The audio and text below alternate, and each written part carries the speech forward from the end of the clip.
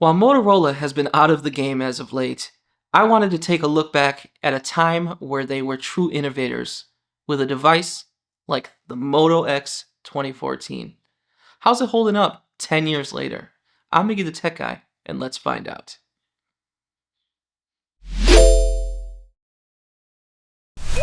First, I wanted to talk about build quality with the Moto X 2014. This device is definitely built very solid, and even 10 years later feels really great in the hand. It does have plastic on the back on the model that I have, which is blue, but it did come in a bevy of colors and different materials as well. I used to, back in 2014, own a Moto X that had a bamboo backing with the white front, which I think looked really great. I was not able to pick one up on eBay. I didn't find any in great condition, and that definitely made a decision in my buying factor, considering I got this version for $25 on eBay, which I thought was a steal at the time.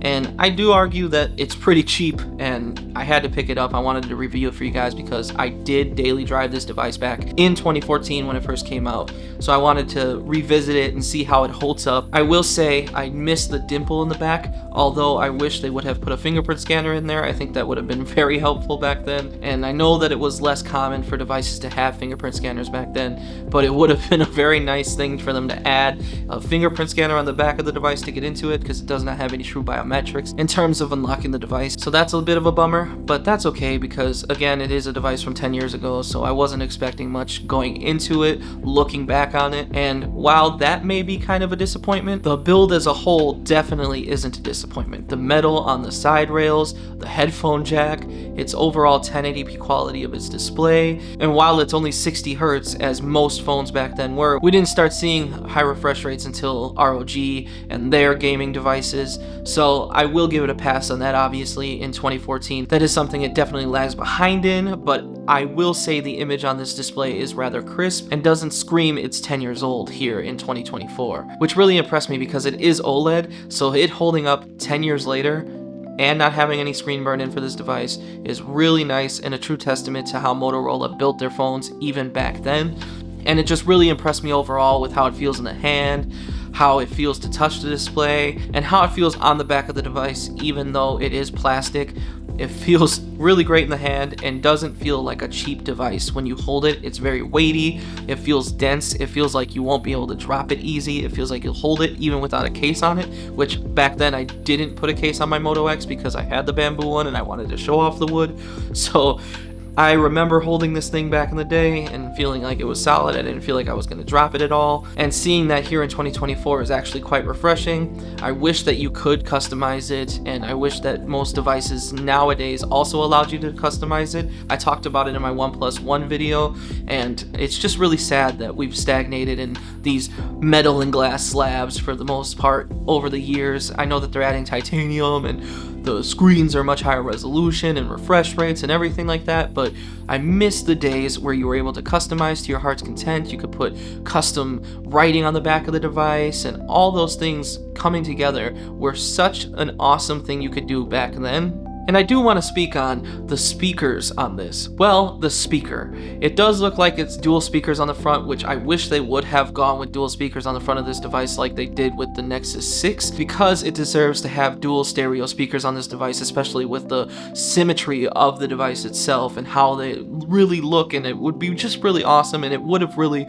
made this device feel a little bit better if it had stereo speakers and blasting directly in your face like the HTC One did back in 2013 and 2014. The HTC One M8, but they didn't go that route, and it was really just a missed opportunity, I think, and to really showcase them and go guns blazing against a lot of people, and showcasing, especially when people are watching videos and playing music on their device, if they were able to have stereo speakers, that would sound and feel a lot better, and the device would feel a lot better here even 10 years later, but that's okay. In the build quality department, this is still a solidly built device, and the one speaker being facing your face, while it's not great and it's a little tinny, is facing you versus it being on the bottom or on the back where you could cover it up easy. So I will say that the speaker placement is great. I think they missed huge on putting dual stereo speakers on this device and really giving you a great audio experience.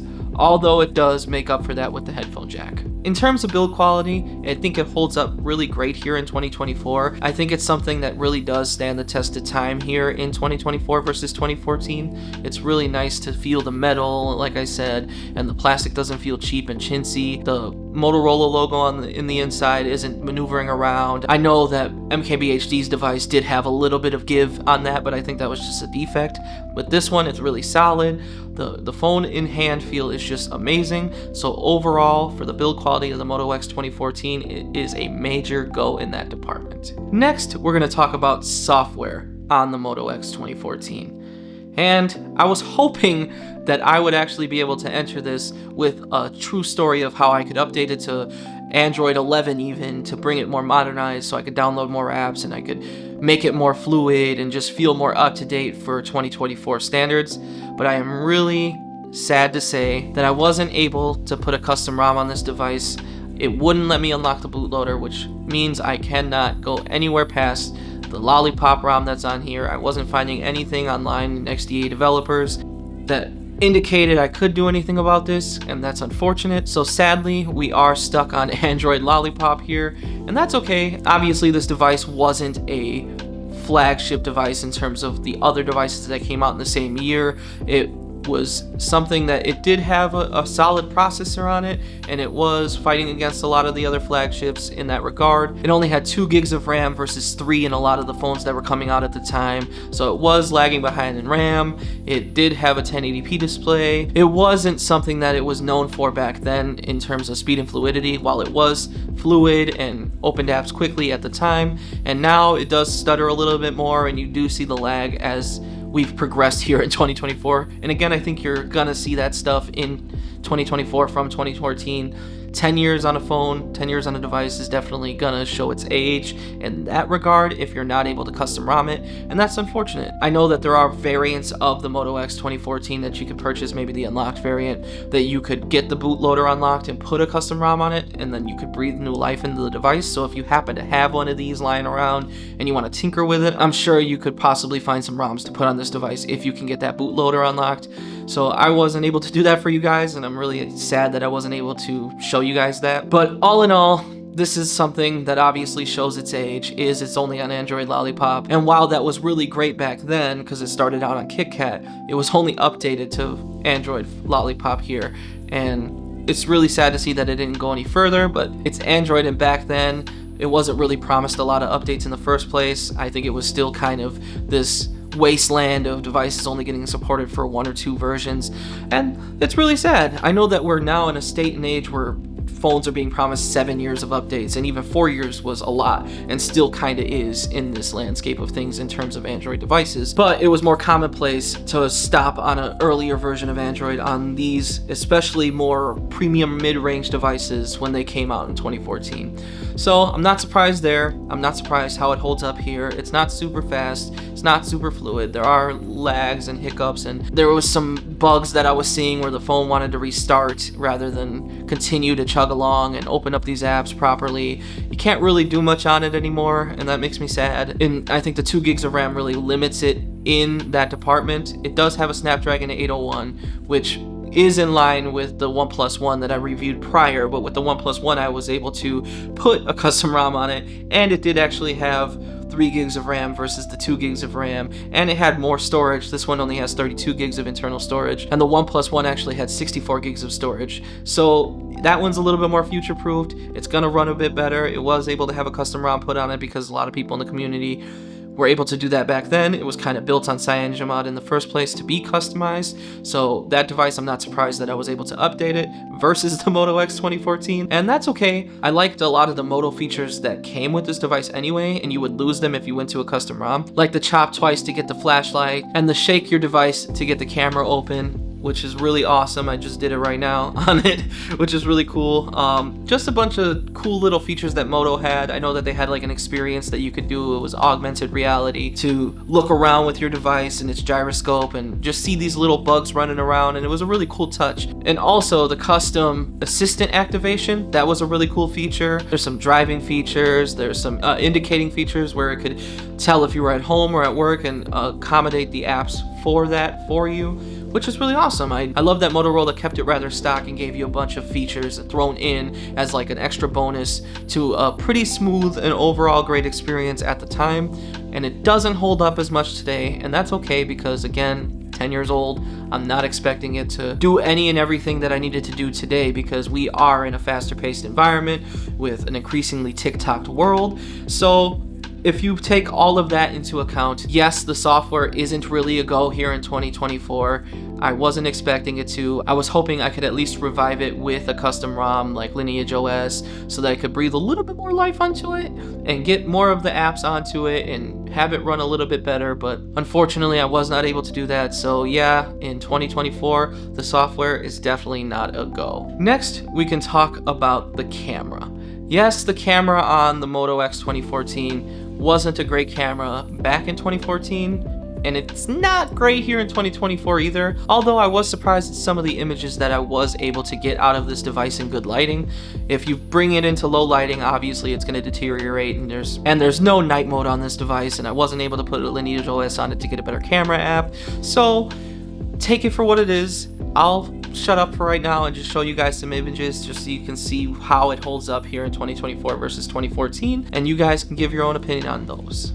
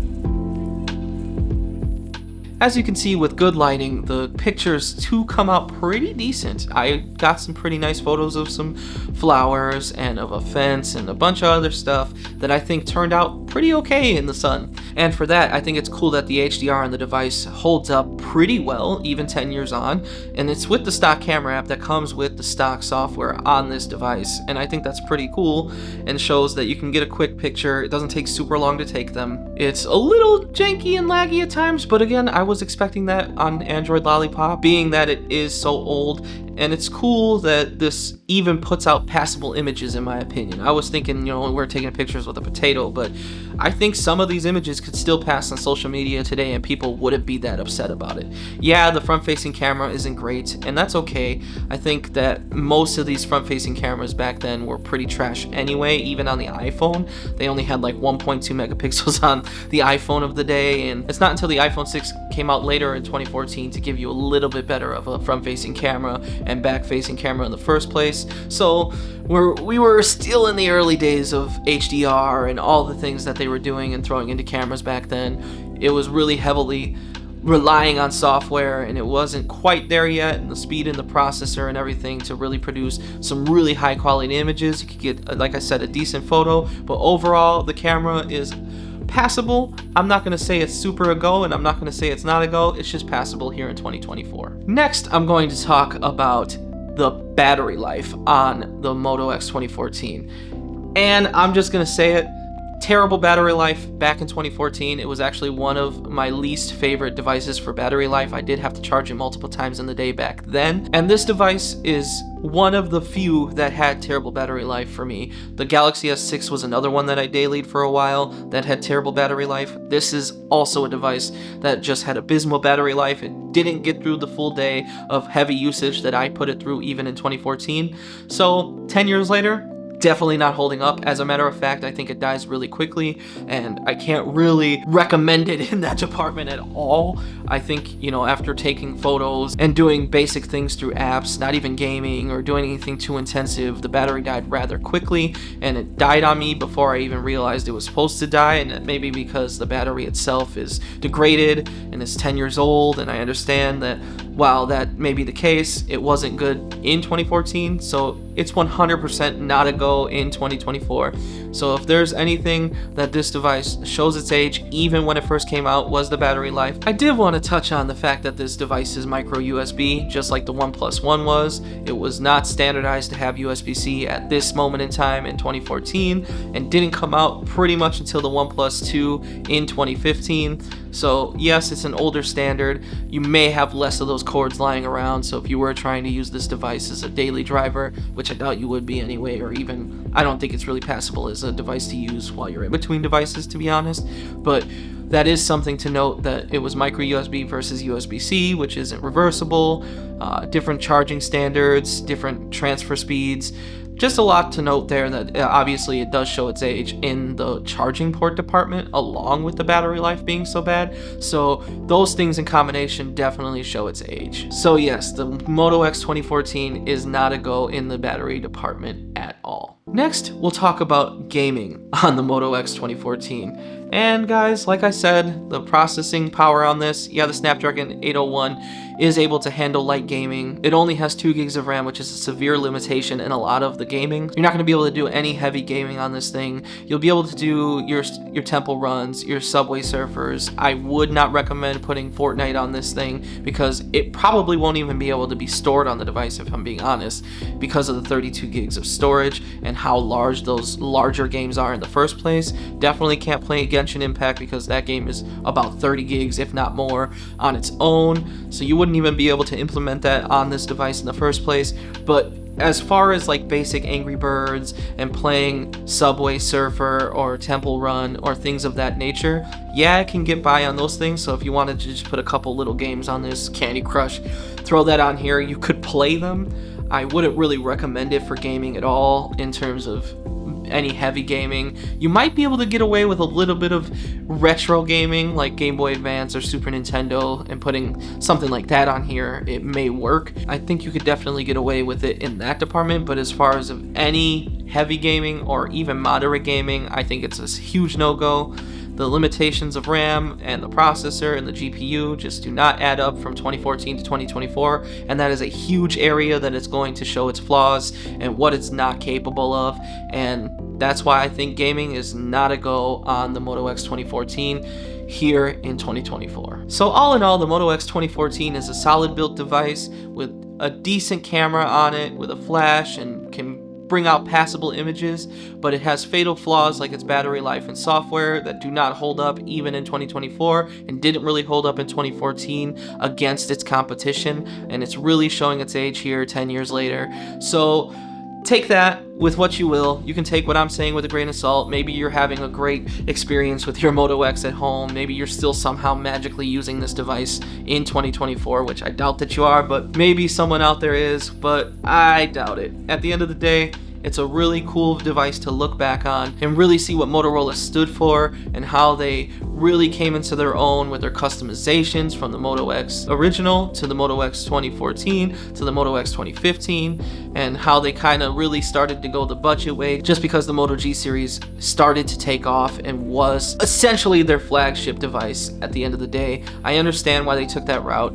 It's money at the end of the day, but the Moto X 2014 is a really cool device to take a look back on. I had a lot of fond memories as a daily driver for me, and it was really cool to just see a different built device with bamboo on the back and show people that, and just being able to tinker with the Moto features and all of the things that it brought to the table back then. And yeah, it doesn't hold up in 2024, but man, this was a really great device here, and it was so cool to take a trip down the nostalgic road that I got to and play with this device and showcase what it really was and how it holds up here in 2024. So at the end of the day, if you really like this video, go ahead and hit the like button. If you dislike this video, hit the dislike button. If you really like this channel, go ahead and hit the subscribe button and the notification bell to get more content from me. And as always, I'm Miggy the Tech Guy, and I am out. Peace.